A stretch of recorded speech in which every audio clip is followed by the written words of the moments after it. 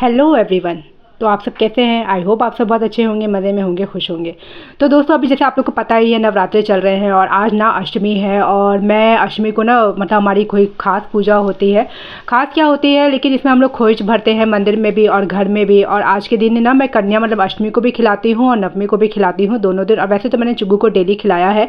तो बस मॉर्निंग में मैं सुबह उठ गई थी, करीब 5 सवा 5 बजे उठ गई थी। और रात में ही वैसे मैं सारी क्लीनिंग करके सोई थी, बर्तन पूजा के माँज के सोई थी, मंदिर सब क्लीन कर लिया था और रात में सारा किचन सब अच्छे से क्लीन कर लिया था। और सुबह मैंने पूरे घर की तो झाड़ू पोछा नहीं किया था, सिर्फ किचन की और पूजा वाला जो जिसमें मैंने मतलब माता रानी को बैठाया ना, उस रूम की अच्छे से क्लीनिंग कर दी थी। और मैं नहा करके यहाँ पे आ गई थी। और हमारे यहाँ ना अष्टमी के दिन खीर ही बनती है। मतलब वैसे तो हमारे यहाँ खीर ही दी जाती है माता रानी को भोग में, प्रसाद में। हमारे यहाँ पूड़ी हलवा नहीं दिया जाता। लेकिन हाँ, हम लोग यहाँ दिल्ली में रहते हैं तो मैं एक दिन वो भी बनाती हूँ। लेकिन आज अष्टमी के दिन ना मैं यहाँ पे खीर का ही भोग लगाऊंगी। तो उसके लिए पहले मैंने यहाँ दूध बॉयल होने के लिए रख दिया था और चावल निकाल के रख लिए थे। उसके बाद माता रानी की पूजा तो बाद में होती, लेकिन मैंने पहले अपने मंदिर की और सूर्य देवता और तुलसी जी को जाके जल चढ़ा दिया था और मंदिर में पूजा कर ली थी। क्योंकि मॉर्निंग में ये पूजा हो गई ना, तो फिर इतना ज़्यादा हेडेक नहीं था कि मुझे अब ये भी पूजा करनी है, क्योंकि टाइम यहाँ भी जाता है, यहाँ भी टाइम लगता है काफ़ी। तो सुबह सुबह मैंने सब पूजा कर ली थी।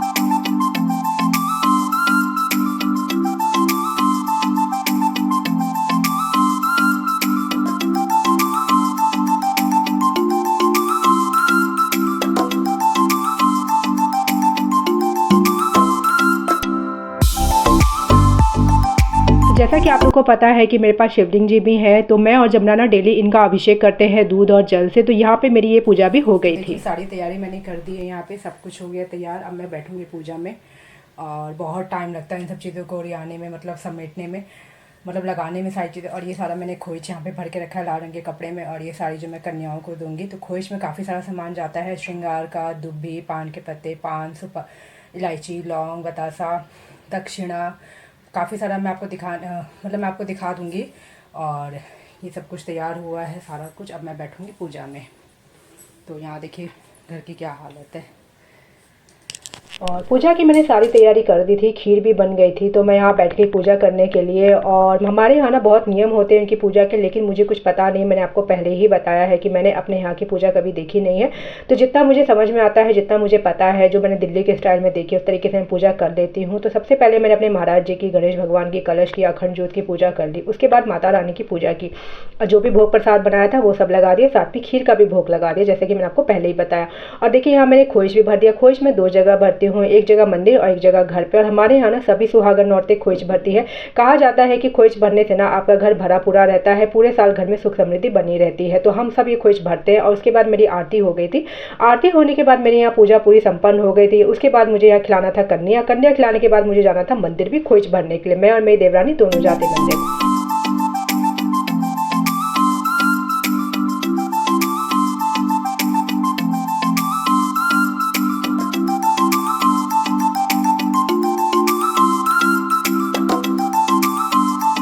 और अब देखिए मैं मंदिर जाने की तैयारी भी कर रही थी। अभी कन्या मैंने खिलाई नहीं थी, लेकिन उससे पहले मैंने यहाँ खोइच रेडी कर दिया। तो मैंने आपको बताया था ना कि खोइच मैं मंदिर में भी जाके भरती हूँ। तो नारियल, बतासा, पान, सुपारी, लौंग, इलायची, चुनरी, श्रृंगार का सामान, दुब्बी, अक्षत्र, हल्दी, बहुत कुछ जाता है खोइच में, दक्षिणा। तो ये सारी चीज़ें हम लोग, फिर केला, सेब, मतलब काफ़ी सारी चीज़ें होती हैं आपकी, मतलब अपने हिसाब से कुछ भी कितना भी आपकी संख्या आप डाल सकते हैं, 5, 7, 9, 11, कितने भी संख्या में आप अपना खोइच में जो आपकी इच्छा आप डाल सकते हैं। और यहाँ देखिए मैंने खोइच मतलब बांध दिया था। उसके बाद मैं यहाँ पे कन्या पूजन करने लगी। तो देखिए हमारी प्यारी सी क्यूट सी चुग्गू को, सबसे प्यारी कन्या तो यही थी। और मैंने आज के दिन ना सिर्फ 3 ही खिलाई थी, क्योंकि मैंने आपको बताया मैं चुग्गू को डेली खिला देती थी। तो यहाँ मैंने आज सिर्फ 3 खिलाई। उसके बाद मैं नवमी को भी खिलाती। तो मतलब 11 से ज़्यादा हमारी कन्या हो गई थी। माता रानी की कृपा से जितनी भी हो जाए बस वही होता है, क्योंकि कन्या मिलना आज के डेट में बहुत मुश्किल भी हो गया है। तो जितनी मुझे मिल गई मैंने यहाँ पे खिला दी थी।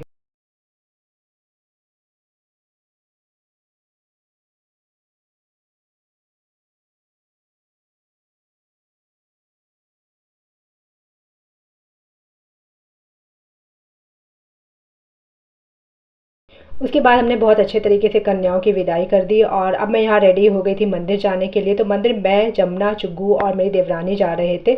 और मतलब हम लोग ना जाके, मैंने आपको पहले ही बताया कि मैं मंदिर में भी खोइच भरती हूँ, तो वही लेकर के मैं जा रही थी भरने के लिए।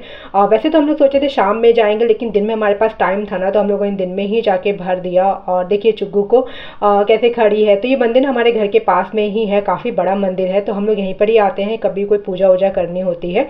तो यहाँ आकर के देखिए मैंने सबसे पहले फूल चढ़ा दिया, उसके बाद धूप दीप जला दिया था। और चुग्गू देखिए अपनी मस्ती में यहाँ पे लगी हुई थी।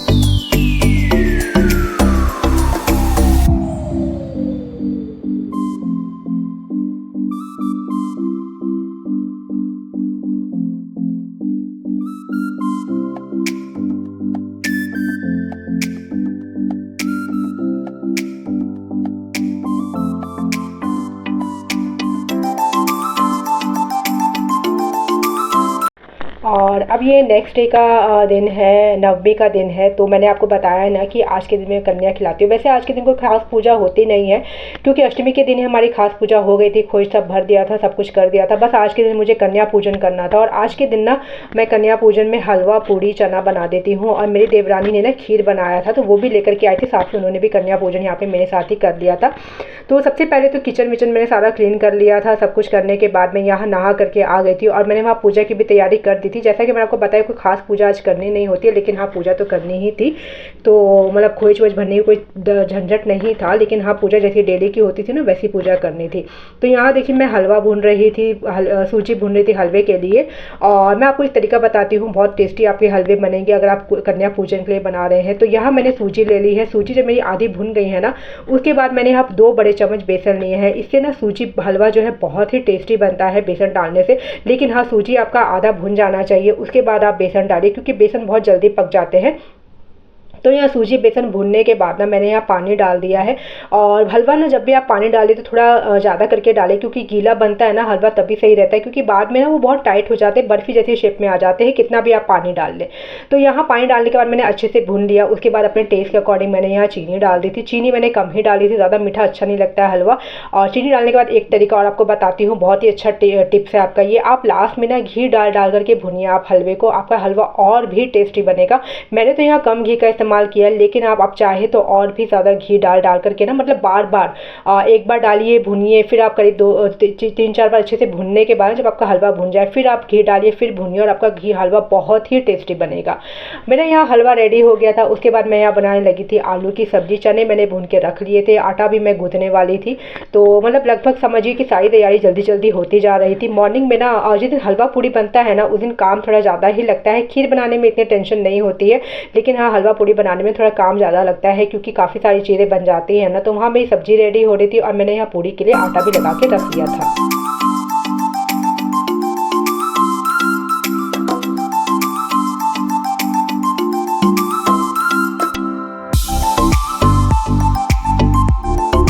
और यहाँ मेरी पूजा भी हो गई थी, मतलब आधी पूजा हुई थी, आधी ही पूजा पे हम लोगों ने कन्या को बुला लिया था। इसलिए क्या है ना, फ्लोर में जितनी कन्या आ जाती है हम लोग साथ साथ खिला देते हैं, फिर बाद में मिलनी बहुत मुश्किल होती है।